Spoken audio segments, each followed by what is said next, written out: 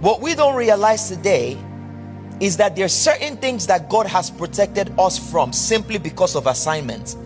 So what the enemy tries to do is place you outside of assignment, because he knows outside of assignment you wouldn't have a hand that covers you or protects you. Look at this.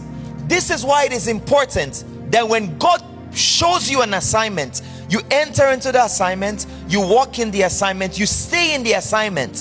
Why? Because there's an anointing on the assignment. One of the temptations of the devil is to find victory in parts of the assignment and make you build a house around that victory. Sometimes also, something that looks like failure, he can make you stay there and abandon the assignment, trying to fix the failure. Meanwhile, the failure was a part of the journey. You know this, as far as you're still alive, the assignment is not done.